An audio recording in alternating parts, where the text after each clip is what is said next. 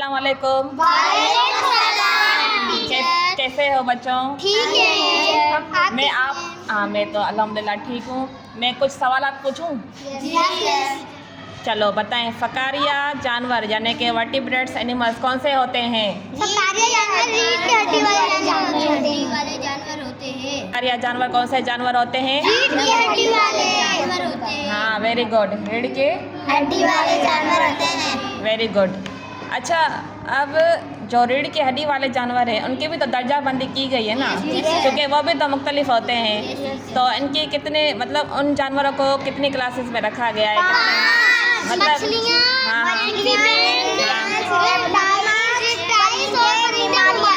Very good. मतलब कि इनकी मतलब कि 5 क्लासेस बनाई गई हैं, ठीक है। एक क्लास है मछलियाँ, एक है एम्फीबियंस, दूसरी ये हो गई, तीसरी क्या है? रेप्टाइल, रेंगने वाले जानवर होते हैं ना ये। अच्छा, चौथा हम देखते हैं ना, चौथा कौन सा है भाई? परिंदे हैं। अब मैं ये पूछूंगी कि जो मछलियाँ हैं उनको आप कैसे बयान करोगे, ये कैसे जानवर हैं? ठीक है। और हाँ,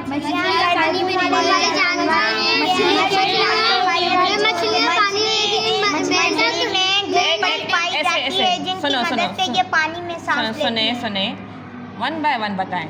सबसे पहले बताएगी, आपका नेम बताएं पहले आप अपना। हाँ, तो आप बताएं पहले मछलियों के लिए बताएं आप। किस क्लास में रखेंगे? हाँ, मछलियाँ, एम्फीबियंस, रीढ़ने वाले जानवर, परिंदे और ममालियाँ। हाँ बताएं। मछली पानी में रहती है। मछली खून वाले जानवर है। हाँ। मछली के टांगों के बजाय फिन्स होते हैं। हाँ। ये पानी में अंडे देती है। इसका जिस्म इन छिलकों से ढका होता है। हाँ। इसमें गलपरे पाए जाते हैं जिनकी मदद से पानी में सांस लेते हैं। अच्छा, हम किसकी मदद से सांस लेते हैं भला ये बताओ?